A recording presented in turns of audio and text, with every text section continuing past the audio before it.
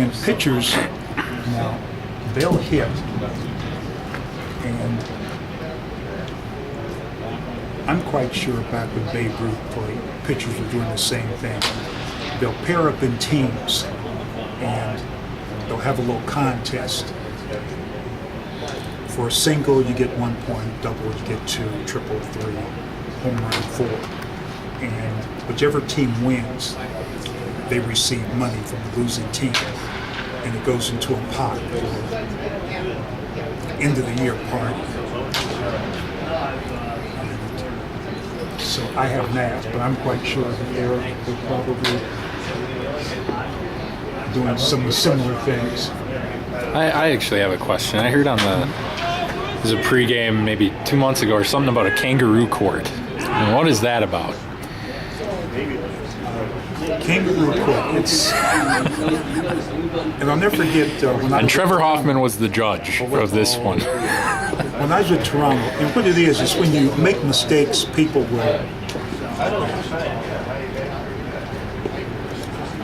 almost like a policeman, not arrest you, but sign you up for doing wrong things. Mm-hmm. I'll never forget, I was in Toronto, Paul Molitor, I'm a coach, so I'm saying, they told me to come and listen. I said, well, I didn't do anything. I couldn't be in kangaroo court, but Paul Molitor fined me $50 for using the hair dryer because I didn't have any hair. So I had to pay $50. But kangaroo court is for things like that. When you do things, it's just a lot of fun where there will be a judge and you can fight it, you can defend yourself. If you lose, it's double. So most of the time people pay off. It's just a fun way to keep everyone loose. And there is a party on the season where they'll have a lot of food. This gentleman here, man, when he first signed, okay. See that hair under his chin? When I first met him, man, he couldn't grow hair. 6 years. Really great young man. Outstanding. And there's not many players his age still playing.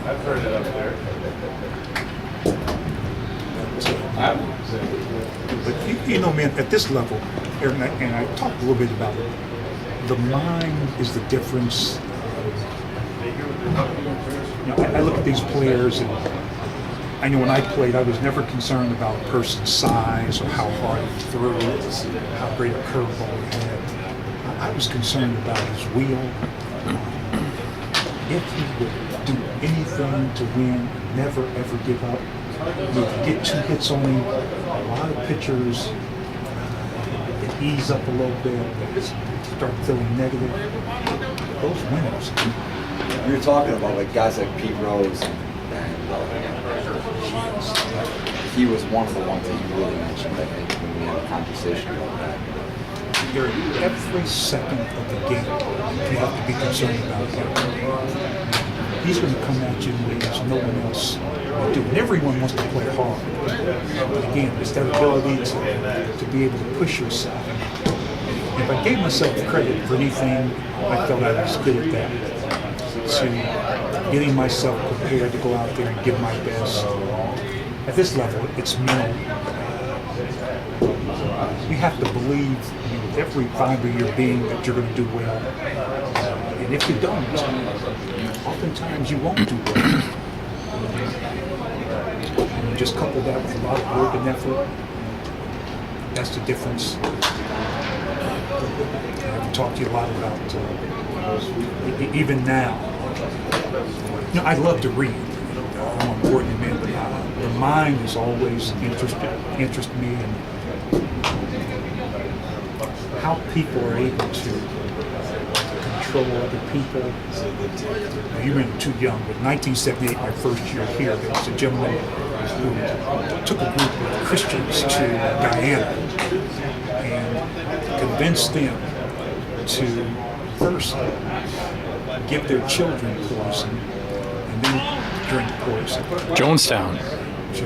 Yeah. Jim Jones.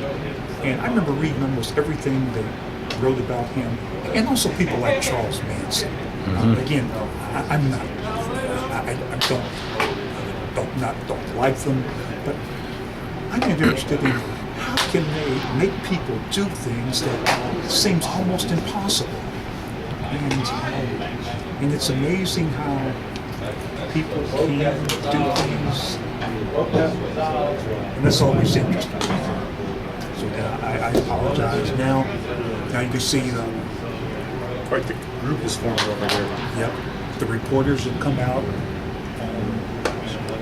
pretty soon, and they'll have Cam there. We'll ask him a ton of questions. That's the fun part of his job, right? Most of which he didn't Oh, yeah. answer. Yeah.